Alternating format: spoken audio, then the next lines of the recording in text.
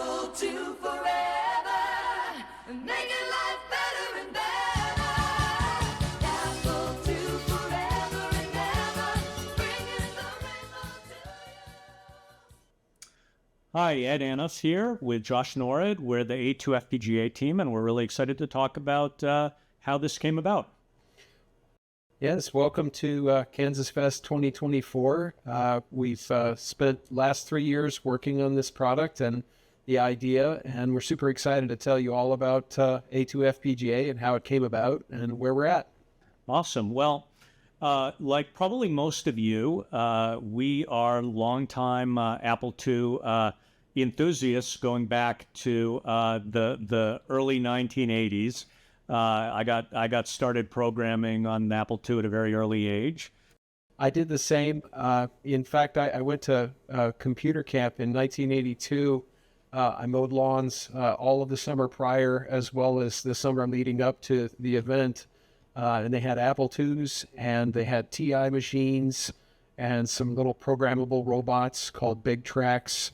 And we got to see Tron at the end of the 2-week odyssey. And I was just amazed by computers, but my true love was always the Apple II.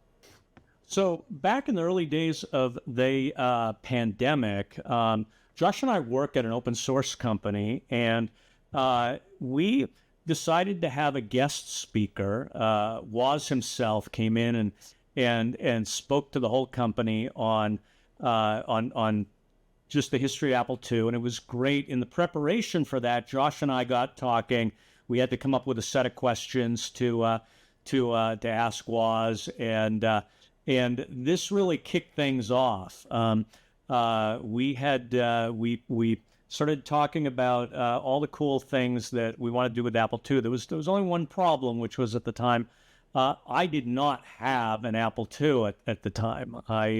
My collection consisted of retro computers that had not succeeded. That was kind of my thing, and so obviously the Apple II does not qualify as a computer that didn't succeed, but it felt like it was the right time to revisit the Apple II experience. For sure. And I had been on Ed's case for a number of years. In fact, I had restored a whole group of 2Es and 2s and 2 pluses going back to 2004. Bought them on eBay, found them in various states of disrepair, and had spent a lot of time and love putting them back together again. And so I'd always offered up to Ed, hey, you're always welcome to one of these machines if you ever want to get back into it. And of course, he, for whatever reason or whatnot, decided against it at the time. But after he met Woz and had his red book signed by the man, the myth, the legend, the next phone call I got from Ed was, hey, I think I'm going to need one of those 2 pluses, Josh. Well, the answer was very simple, which was I just didn't have enough space. And now, sort of like looking around my office, I actually have about 5 Apple IIs now, which was what I was afraid of. And so now I'm going to need another computer shack or something. But yeah, so we got the Apple II and shipped over here. Josh had one in his collection that was in good shape, an Apple II Plus. You can see it there with the cat. And so then the first thing was, how do you get a good video signal out of an Apple II? Well, this was 2022.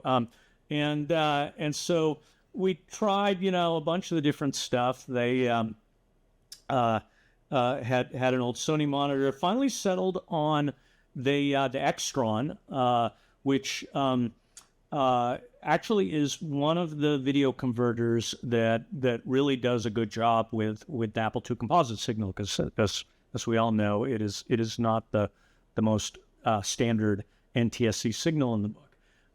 And so that was good. I had a working Apple II. I was able to play Choplifter on the big screen.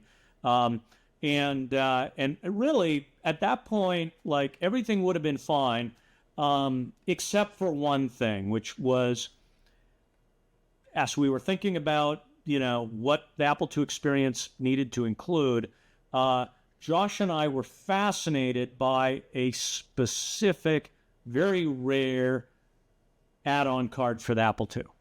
This thing was unobtainium even back in 1983, 84. It was called the Cinetics Super Sprite.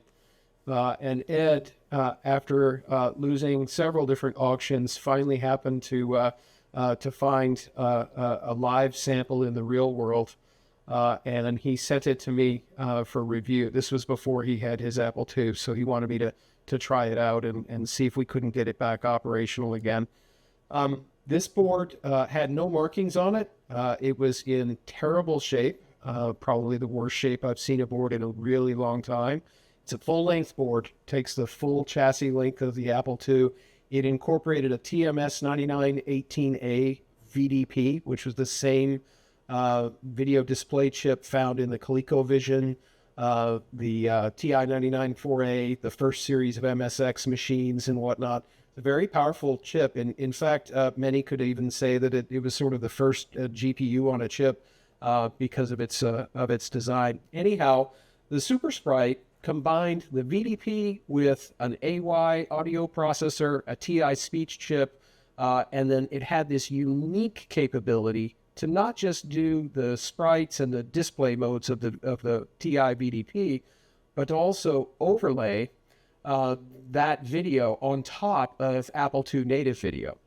And we wanted to get that thing working. So we had to reverse engineer it. And thank goodness for things like Bit Savers and Asimov and the Apple II documentation project, and quite honestly, just a lot of really good Apple II aficionados out there who were able to share information at various different points. But nonetheless, we had a board and we were missing lots of things, and including identification. So Ed spent about a month on and off over several days doing all of the logic reverse engineering. We identified every single component. We then looked at the back at the traces on this particular board and figured out where all of the different connections were moving to fill in our knowledge of the board. And then it came down to, how do we repair this thing? If you'll notice, the VDP has some broken traces on it. We had a lot of malfunctioning ICs, and it wasn't just socket problems. The jacks themselves were actually incorrectly soldered. So this board needed to be overhauled. So we did. First thing we did was pull out the Apple II and have the CAD inspect it, make sure that it's ready to actually be stable enough for us. I replaced the jacks. We made sure that both of the clocks were functional. Got those operational again. We ended up having to depopulate about half of the entire board manually and very carefully in order to get access to the areas where I could repair the traces with significant magnification and a fine soldering iron. And even after all of that, the best video that we could get was terrible, and it only lasted about 35 seconds before the board blew up again. And we were never really able to realize the vision. Yeah, so we were never able to get it to work, and although someday we will. But somewhere along the line, we were looking at various ideas of how to rebuild this board, because we were determined to see this in action. And at a certain point, we said, well, screw it. It would be easier to rebuild this thing using modern hardware than to go through all of this effort. And one of the things that Josh and I had also sort of worked on in various projects in the past was playing around with FPGAs. And so that had always been, in the back of our minds as something to do with Apple II. I had done a bunch of stuff, and Josh had as well with Mr. FPGA. So we're big fans of that project. I'm a contributor to it, and we said, well, this might be interesting. And around that time in the retro scene, people had found the Tang Nano 9K, which is an FPGA module that has about mid-range, mid-power FPGA, so you could do a lot of cool things with it. It had, most importantly, an HDMI jack. And people were using this. They were putting them into, things like TI 99s. They were putting them into Naboos. Yeah. and of which, of course, then that's a conversation for another day. Josh and I can talk about our Naboo adventures. But we said, okay, this is pretty cool. It's a pretty powerful FPGA, and I think we can do something around it. So we got a couple of them from AliExpress. Did some basic work, like, can we get a good video signal out of it? And the answer was yeah. And so then set the thing down on a breadboard, and now sort of the real challenge began. Like, can you hook this up to the Apple II? And I think probably, for most KansasFest attendees, you're probably very familiar with the story of, okay, how do we get modern hardware to talk to the Apple II? It's 5-volt TTL logic, and most modern stuff, whether you're talking about Raspberry Pis, whether you're talking about FPGAs, doesn't matter. You're probably at 3.3 volts. That's pretty much the standard at this point, and in another couple of years it'll be even down to 1.8 or whatever. And so you need to interface that, and so that was part of the adventure. And so you can see a couple of pictures we've got here, breadboarding it out. We used the first iteration of this was to do 74 series logic, and essentially map the critical pins from the Apple II bus through level shifting into signals on this Tang Nano, and that was how this was born. And you can see the pictures. We hooked it up. At this point in time, we did not blow up the Apple II. No Apple IIs were harmed. Not yet. Not yet. Yeah, that's right. We don't talk too much about those details, but nothing that wasn't repairable, right? Ours.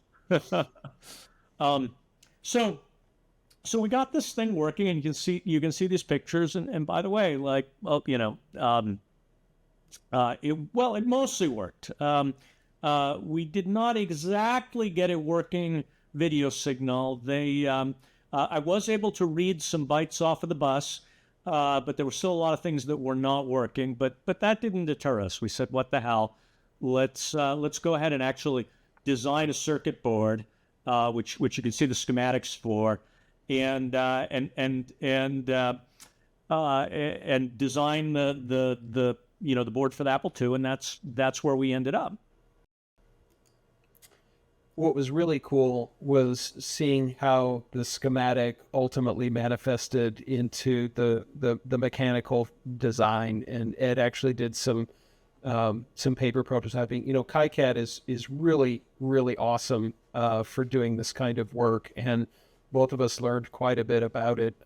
But when he printed out the actual paper and laid the Tang on it, it fit 100% perfect, which was certainly very helpful. And then, of course, from there, once we had double tested all of the different specifications and whatnot, we had our first series of 5 boards printed at PCBWay out in China, and thus begat the A2N9. Which was really awesome for us to put into an Apple II and actually see high quality HD video along with all of the hard work paying off. Yeah. So most of the testing, most of the testing on this was on 2 pluses. We then of course did the 2E testing. Some of the timings are needed to be calibrated, but we started to get really clean bus readings. We were able to generate text. A lot of work to do to make sure that we were mapping the video signal into an HDMI display. So you've got your Apple video display, and it's 280 or 560 depending on what mode you're in. It's technically actually always in 560 even on a 2 plus, but you needed to center that within what was at first 640 pixels. We later switched to the 720 pixel wide mode, and we'll talk about that in a little bit. When we got to the GS, we needed the extra space to do the borders right. Also to get the aspect ratio a little bit more accurate.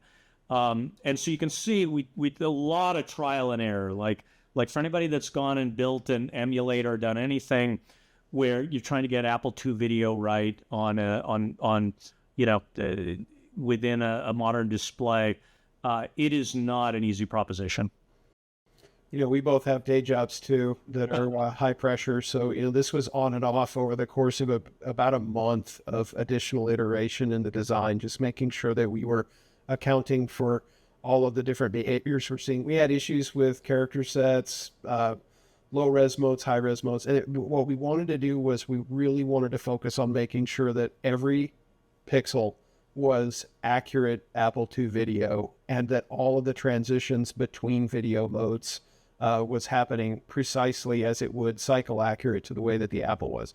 Obviously, we were reading to and from the reading and writing to and from the Apple II bus, which helped tremendously. But effectively, we were shadowing what was going on in video memory, and that was the ultimate solution for how we solved our problems. A couple of points on that. Really, the cycle accurate piece is a pretty big deal. There's a lot of ways of solving this problem. But generally, FPGA retro computing is about really matching cycle accurate, and that's a little bit of the difference between sort of an FPGA-based design and something that maybe is using a microcontroller specifically for the video and I/O generation. You can use the microcontrollers for other stuff, like if you're reading from a SD card or something like that.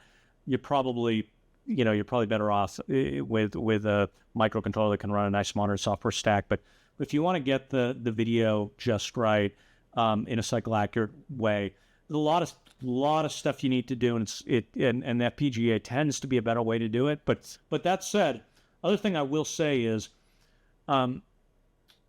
there are a lot of things that end up just being sort of kind of artistic judgment when it comes to getting artifacts right. Like much props to all the folks who have built emulators and done all of the Apple II, previous Apple II FPGA stuff, because it's very hard to figure out sort of the right and wrong way.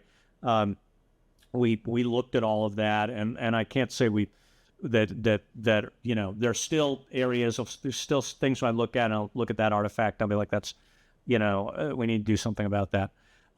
During this course, we started to get, during the course of the trial and error, a couple of things came up. We ended up with what we call our Ultima test, and Ultima ended up being a really nice, like, way, every time we do a rev of the bit stream on the card, like, does it do Ultima? Ultima gives us the would give us the high res test.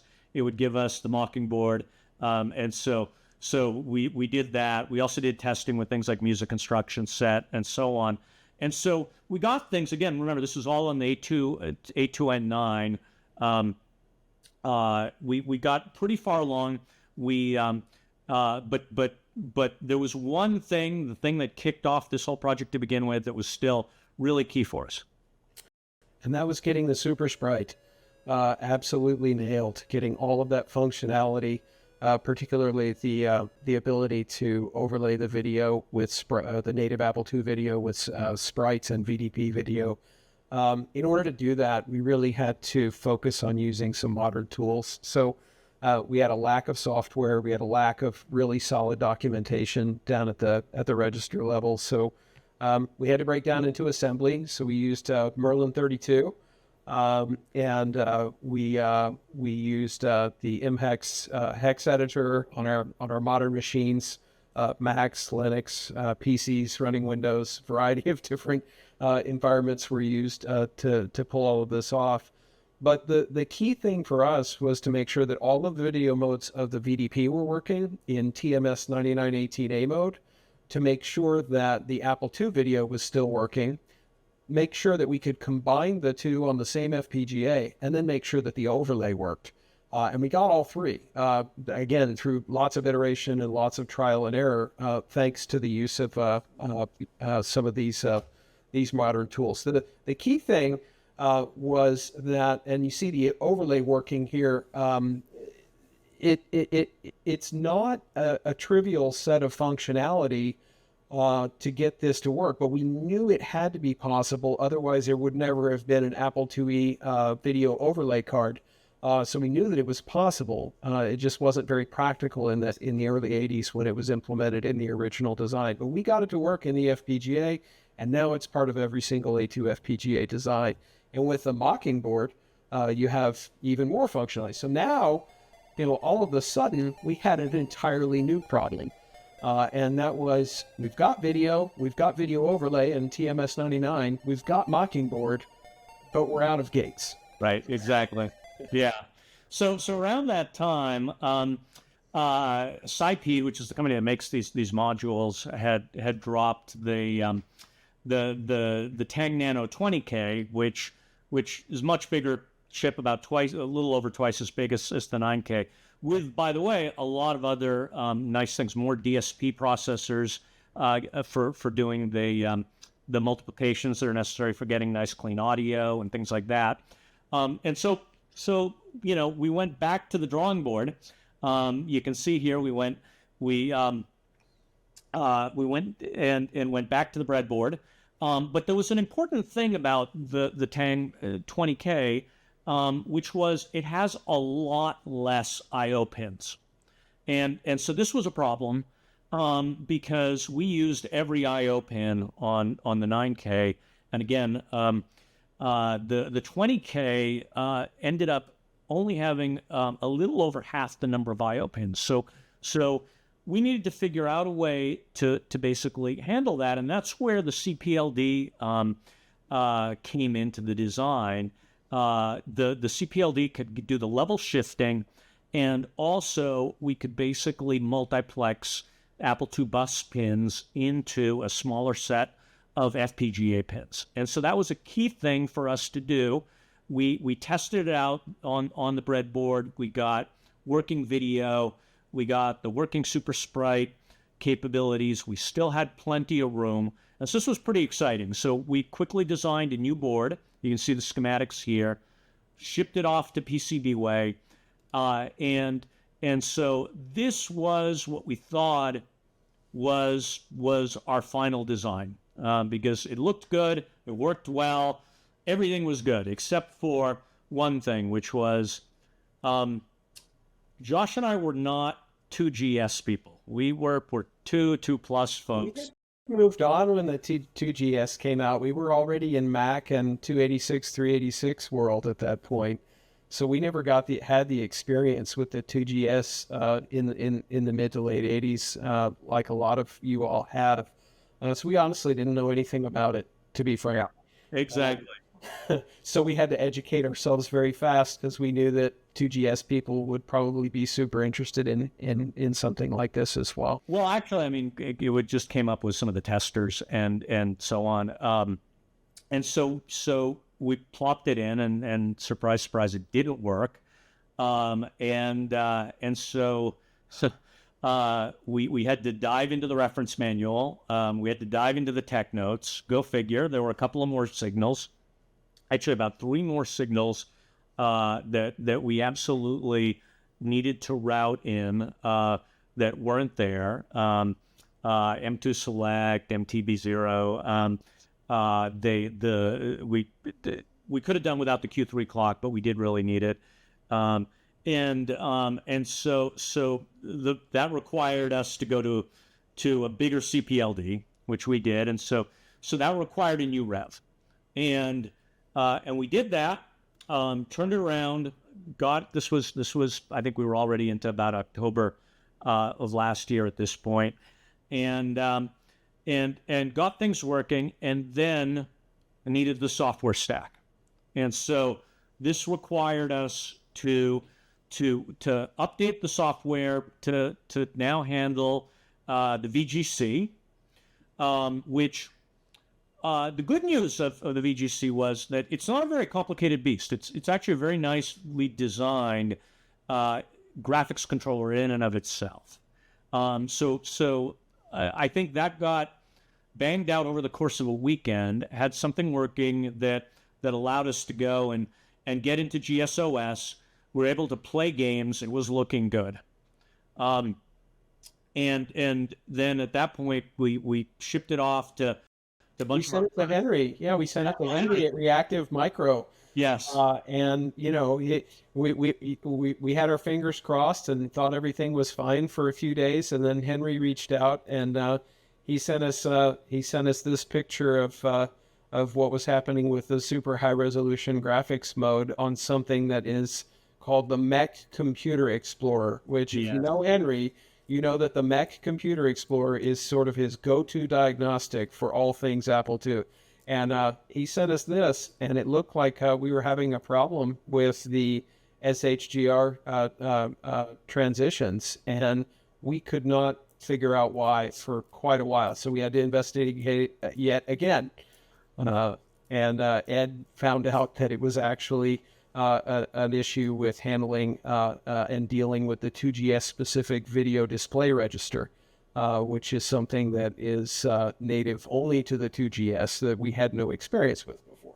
Yeah, the interleave modes, and specifically the way the Mech uses it, because what the Mech does, the Mech Computer Explorer specifically turns off interleave mode so that it can load the graphics while it's in regular Apple II mode.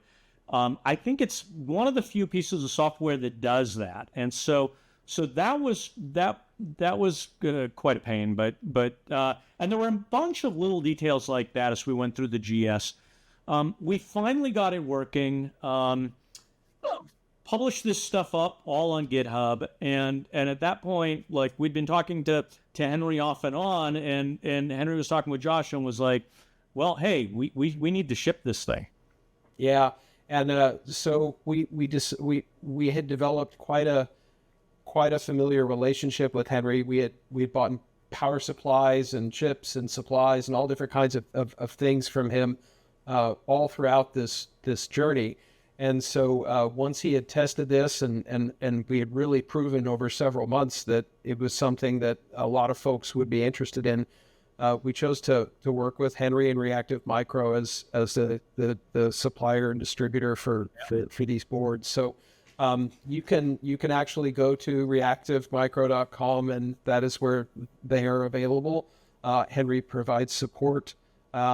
You know, the beauty of this project, though, is that the entire core, as Ed mentioned, the entire core for the FPGA was built in a modular way. Ed spent a lot of time and effort to make it very easy to put different modules together. And remember that A2FPGA as a philosophy is really all about a multi-card design.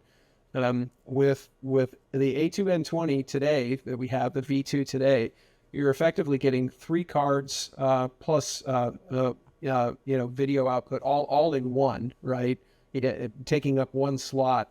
But there's still plenty of gates left, and the idea would be that we could add additional modules. So we'd love to see what the community does with the project, although we're continuing to think about some new ways to continue to stretch the design ourselves. Yeah, there's some stuff coming. Obviously, some of you already know, and Sonic audio chip is in there. It's being debugged.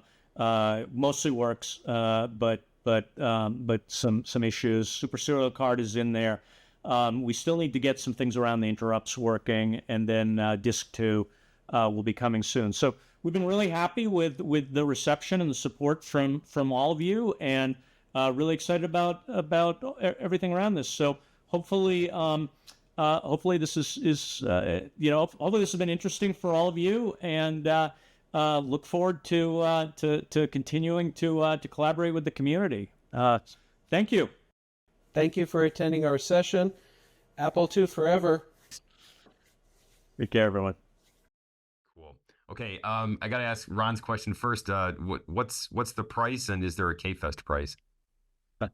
That's a good question. There will be a KFest price. I don't know what it is. We'll get back to you on that one. Okay, no problem. So let's see. L2 is asking about the it uses the CPLD, and he's saying that's going to be end of life. And so, what are your plans for dealing with that?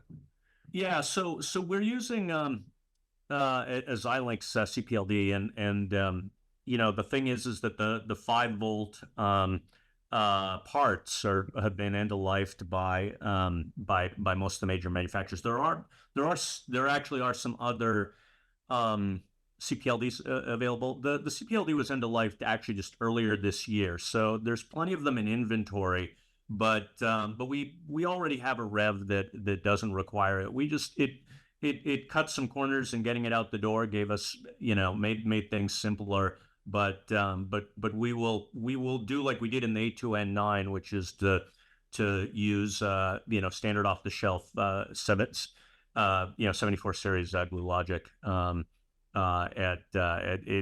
subsequent revs. Good.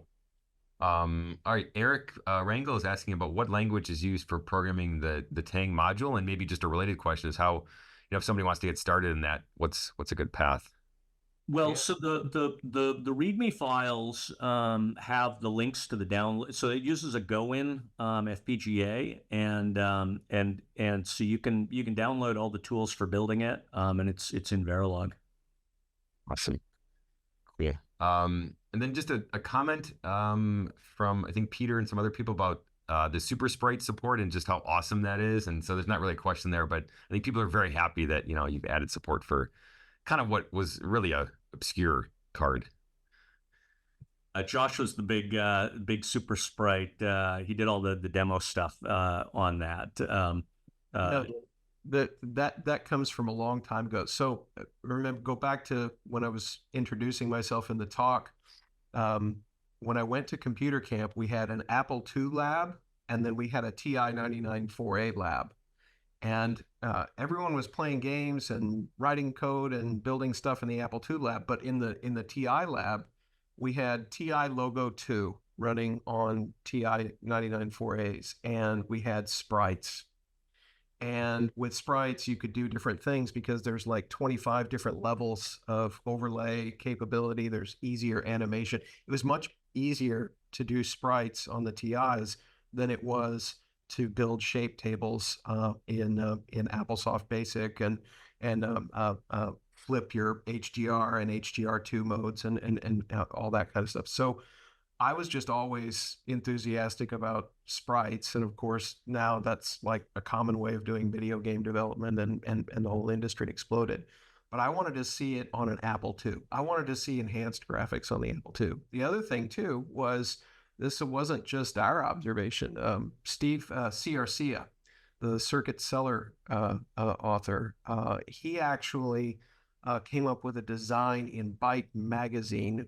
Edwin, was that 82, 83? Yeah, I think so. Yeah, most people don't know that was the Super Sprite and the Third Millennium card, and there were a couple of others. They all based off of the Steve Ciarcia design that was in Byte magazine, and there are actually, and I think you can get reproductions of that card as well. But the overlay piece was the part that was super tricky, and actually took us a while to figure out exactly how the Super Sprite was doing it. It wasn't actually doing overlay the way that TI had initially suggested. They had an alternate mechanism that they came up with on doing the overlay on the black levels that we had to figure out. But yeah, I mean, it was definitely part of. That's why we spent so much time on this video. Everybody, was previewed. It's like, wow, you guys spent a ton of time on the Super Sprite. And we're like, yeah, if it hadn't been for that, this project wouldn't have gone anywhere. We'd have been happy piping composite through the Extron.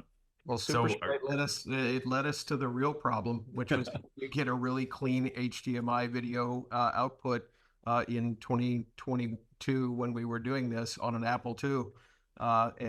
So anyway, now everyone can benefit. All right. So are we going to see a Super Sprite game from you guys? Possibly. Or is that an exercise left to the? No, I actually started work on that, but the problem is that like every time I do that, I discover something new on the A2FPGA that we want to add. So Cool. It's all about feature creep with A2FPGA. Cool thing is it's modular enough to where we could do just about anything. Awesome. Let's see. Michael asks, how do you handle video mode switching mid-scan line? Like, for example, in the French Touch demo scene disc. Yeah. He's wondering, do you mirror all the video RAM, or how does that work? So We do mirror all the video RAM. This is one of the areas that um, we need to still do more work on. It's the one area that I'd actually hoped to it was one of the goals was to have some demos around that um, for KansasFest. There's a couple of challenges. So the main one comes from the fact that we need to make sure that the scan line to the software is where we think it is, where the software that's running thinks it is in relation to where that FPGA is. And the FPGA speed, the HDMI speed is not, it's very close, but it's not precisely in the same place as the NTSC output in terms of sort of how long it takes a frame to render.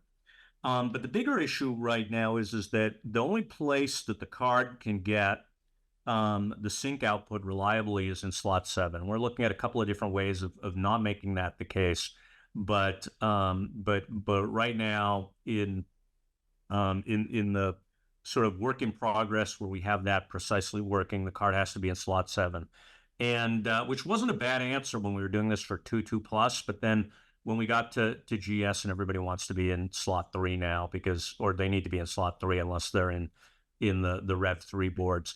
So, and a lot of the focus and testing over the last 6 months has really been around GS. That kind of that one threw us for a loop, really. Just first of all, the amount of GS stuff, and GS, by the way, has a different mechanism for figuring out where the scan line is as well. So really good question. It's one of the areas that we've done some work on, and would love to hear from people who have been close to the problem for like other ways to solve it. But it's one of the ones that sort of pains me the most, because we did take a lot of pride in the cycle accurate piece, but that one, and you see all of the stuff coming out of the French demo scenes uses that all the time.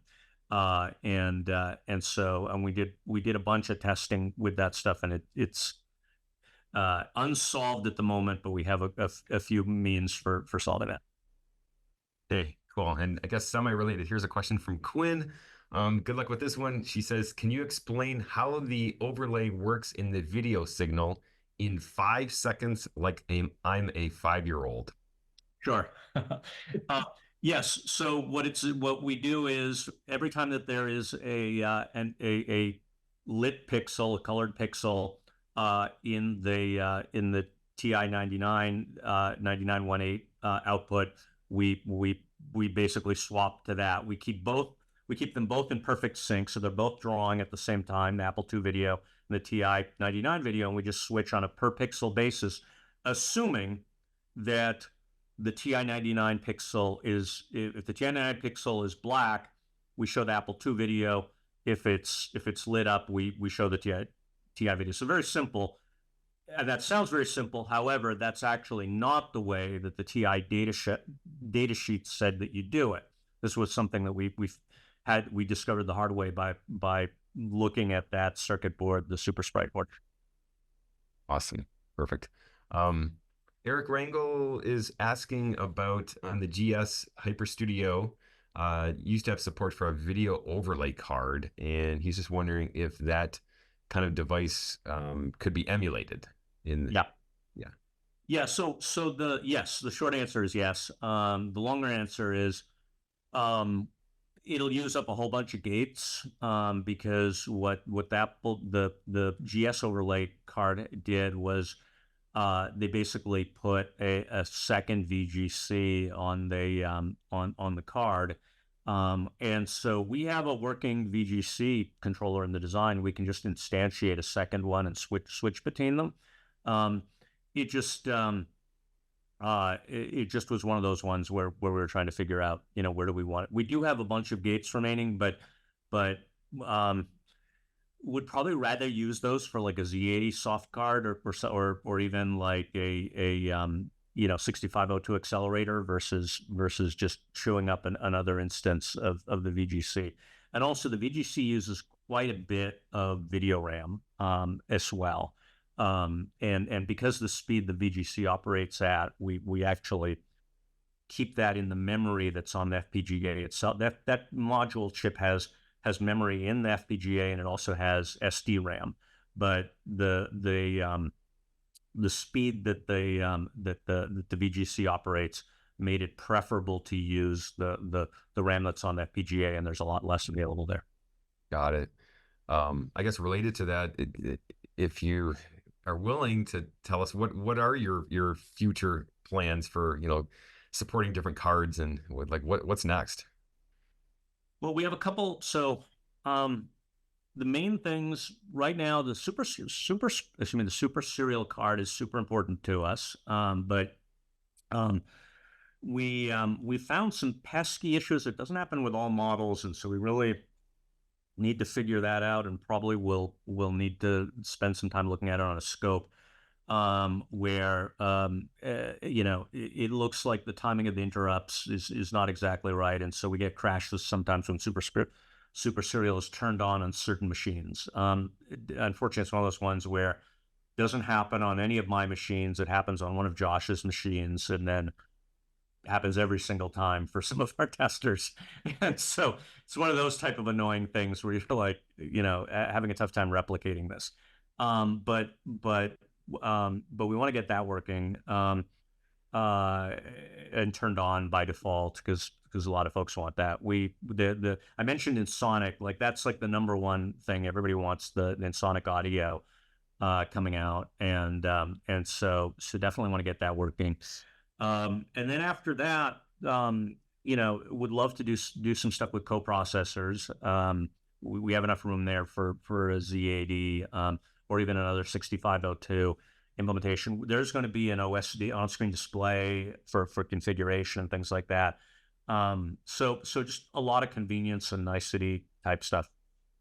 So it is fantastic. So I think we are out of time for questions, but there's a lot of discussion going on the Discord channel. So that's over in Discord in the Making A2FPGA channel. So if people have more questions, maybe Ed and Joshua, you can just monitor that. We'll hang out in the Discord for a while while we watch the other presentations.